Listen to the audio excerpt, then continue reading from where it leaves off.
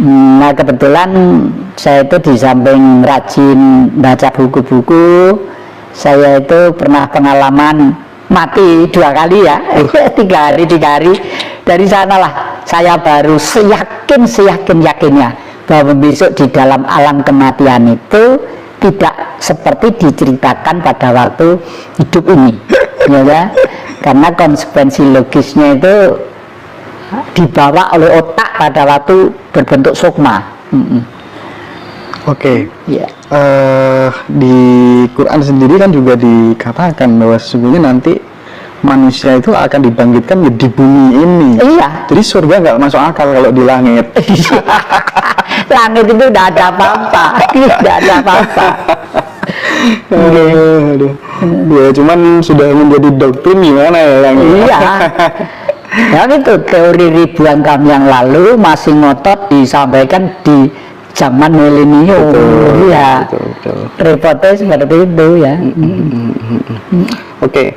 Rame-rame orang pada bicara tentang Ratu Adil, bicara tentang Satrio Piningit hingga harta karun Bung Karno.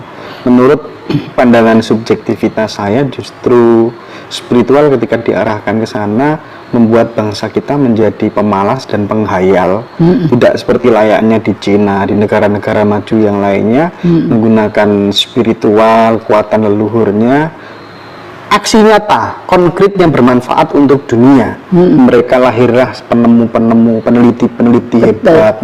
Apa tanggapan yang terkait hal itu? Ratu Adil, Rat itu bumi, Adil jelas ya. Adil itu adalah keseimbangan, keselarasan, keserasian.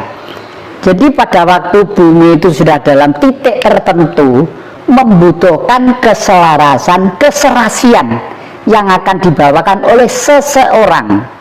Bahasa saya, seseorang. Nggak mungkin inisiatif itu berangkat aja 2 kali ya, dari 2 orang bersama-sama. Tahu-tahu saya ingin membuat kamera, orang 2 bareng-bareng, nggak mungkin, mesti dari seseorang. Bu nariko mandi di sungai atau di kolam, loh, gambar saya kok ada.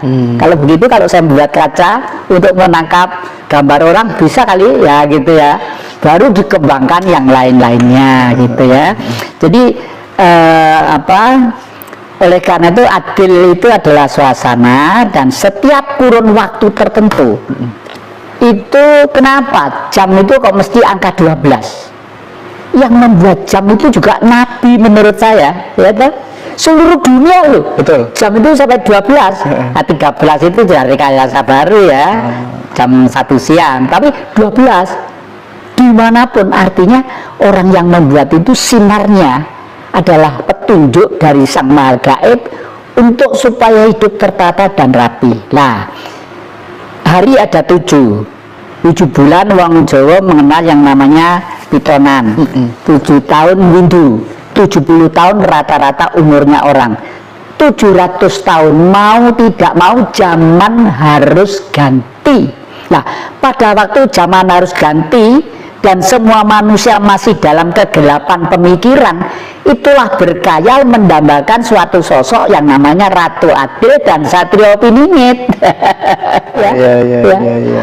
Jadi sebenarnya itu bisa Satrio Piningit itu bisa ke semua orang yang kemudian apapun namanya dipilih Tuhan, bisa ke semua orang. Bisa. Tidak hanya satu orang gitu. Tidak hanya satu orang. Jadi untuk sebagai masternya mesti 1 orang. Oh, masih 1 orang. Tapi kepada siapa saja bisa. Oh iya. Kepada adik-adik juru kamera, juru lighting ini mungkin bisa saja. Jadi memang dalam kondisi zaman tertentu dipilihlah 1 orang terbaik barangkali. Itu sudah hukum sejak ribuan bahkan jutaan tahun yang lalu ya. Kemudian saya pengen tahu, selama mendalami dunia spiritual ini kira-kira ada nggak yang pengalaman yang sangat misterius, tidak masuk akal, yang kemudian itu sampai terngiang-ngiang sampai saat ini tidak bisa dilupakan? Ada nggak kira-kira? Saya dulu yang namanya gaib itu kan sama sekali tidak percaya. sama sekali nggak percaya. Karena memang sangat rasional barangkali dulu. Iya, dulu sangat nggak seneng gitu karena waktu kecil kegemaran saya itu nonton film koboi, nonton waduh film Roma yang itu yang gua gagah itu. Iya, iya. Gara-gara sebuah gong, makanya saya simpen satu gong itu untuk mengenang kecil saya. Setiap hari tertentu Mbah Putri itu selalu menyiapkan saji-saji untuk gamelan-gamelan itu, wayang-wayang juga. Gong itu namanya Mbah Jinggo. Itu senangannya itu rujak uyup gitu. Lalu Mbah Grono itu buto raksasa gede itu, Kombokarno itu senangannya dawet. Nah, suatu saat Mbah Jinggo itu dikasih rujak. Nah, saya anak kecil umur 3-4 tahun kan pengen saya minta pada Mbah Putri minta rujak. Saya dicowotin gini. Enggak boleh itu untuk Mbah Jinggo, itu batin saya. Besi gini minta rujak dikasih, masa cucu gak dikasih. Jam 10 siang saya tidur di bawah gong, kaki saya tak tumpang nih gong gitu. Ayo nesu ada batin wesi saya iso nesu. Keluar harimau deh, kau di harimau. Makanya rumah saya di sini di depan ada gambar harimau tuh. Kelihatan mata doir. Iya, siang jam 10 itu keluar harimau. Waduh, ngejar saya lari-lari, terus lari ke tempat tidurnya Mbah Putri di sana Wetan Blitar sana. Terkejeng-kejeng di situ tuh, ada macan gitu. Baru sadar bahwa hidup manusia itu seyogianya berdampingan dengan gaib itu.